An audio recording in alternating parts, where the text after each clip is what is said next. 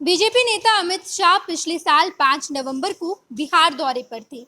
बिहार के मुजफ्फरपुर में एक रैली का आयोजन किया गया था। उस रैली में अमित शाह ने कहा था कि मैं छठी मैया से ये प्रार्थना करता हूँ कि बिहार जंगल राज से मुक्त हो जाए, पलटू राम से मुक्त हो जाए। लेकिन लोकसभा चुनाव के नतीजे के बाद बीजेपी पलक पावड़े बिछाकर नीतीश कुमार का इंतजार कर रही थी कि नीतीश कुमार कब आए और हमें अपना समर्थन दे दे।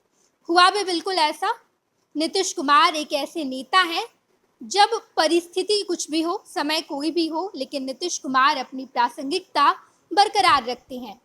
ये नीतीश कुमार का कौशल है कि वो 2005 के बाद से कुछ समय को छोड़कर बिहार के मुख्यमंत्री बने हुए हैं। बिहार की राजनीति में नीतीश कुमार की जरूरत कितनी है, इसे इस बात से समझा जा सकता है कि उनके बिना बीजेपी ने बिहार में कभी चुनाव में उतरने का सोचा तक नहीं।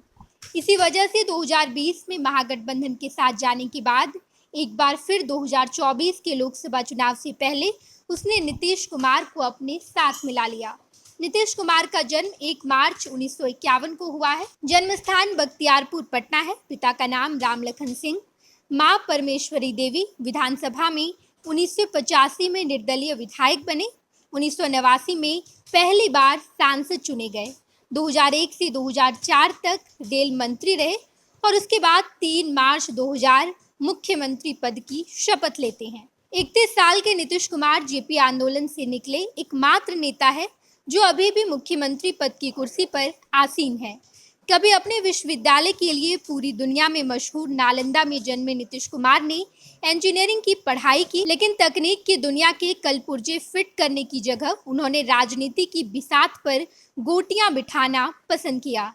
नीतीश कुमार अक्सर बातचीत में 15 साल बनाम 15 साल की चर्चा करते हैं, यानी कि 15 साल की उनके सरकार के कार्यकाल की उपलब्धियां बनाम लालू प्रसाद यादव और राबड़ी देवी के कार्यकाल की उपलब्धियां। नीतीश इसकी तुलना एलईडी बनाम लालटेन से करते हैं। नीतीश की पार्टी के नेता और बीजेपी लालू राबड़ी के कार्यकाल को जंगल राज की संज्ञा देते हैं, लेकिन जब गठबंधन की बात आती है तो वे लालू राबड़ी से हाथ मिलाने में 1 मिनट देरी नहीं करते। नीतीश जब लालू और जॉर्ज फर्नांडिस की छाया से बाहर निकले तो उनकी काफी आलोचना की गई थी। उन पर विश्वासघात का आरोप लगाया गया था, लेकिन नीतीश के इस कदम ने उन्हें भारत की राजनीति का एक बड़ी और अपरिहार्य खिलाड़ी बना दिया।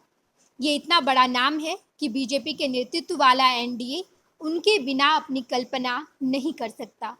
वहीं कांग्रेस के नेतृत्व वाला विपक्ष नीतीश के बनाए इंडिया फॉर्मूले को अपना लेता है। वो नीतीश के गठबंधन छोड़ देने के बाद भी उनके ही फॉर्मूले पर चुनाव लड़ता है और उल्लेखनीय सफलता हासिल भी कर लेता है। नीतीश जिस कुर्मी जाति से आते हैं, उनकी आबादी बिहार में 3% भी नहीं है, लेकिन अपनी राजनीतिक कौशल की वजह से नीतीश कुमार की पार्टी जेडीयू ने 2024 के लोकसभा चुनाव में 18.52% वोट हासिल किए हैं। बिहार में मुसलमान और यादवों को राष्ट्रीय जनता दल का वोट बैंक माना जाता है, जिसकी आबादी क्रमशः 14.27 और 17.7% है। इस लोकसभा चुनाव में आरजेडी ने 22.14% वोटों के साथ 4 सीटें जीती है। इतना बड़ा वोट बैंक रखने वाली आरजेडी भी नीतीश के नेतृत्व में सरकार चलाने के लिए हमेशा तैयार रहती है।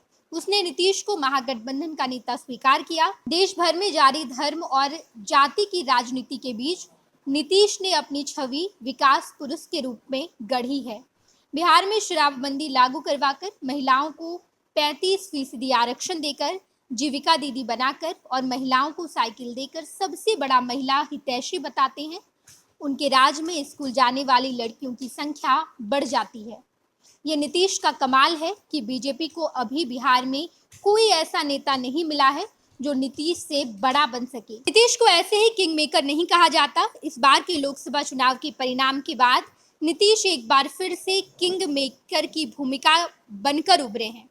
हालांकि कई ऐसे राजनीतिक पंडित सामने आए जिन्होंने साफ तौर पर कहा कि अब नीतीश कुमार का अस्तित्व बिहार में खत्म होने वाला है, लेकिन 2024 के चुनाव परिणाम के बाद नीतीश एक बार फिर से कमबैक करते हैं और बिहार के साथ साथ देश तक की राजनीति को ये बताते हैं कि नीतीश की प्रासंगिकता हर परिस्थिति, हर समय में बरकरार रहेगी। 26 वर्षों में 17,000 से अधिक डॉक्टर बना चुका बिहार एवं झारखंड के छात्रों एवं अभिभावकों के बीच सर्वाधिक विश्वसनीय एवं लोकप्रिय संस्थान गोल, नेशंस लीडिंग इंस्टीट्यूट। हमारा विश्वास गोल के साथ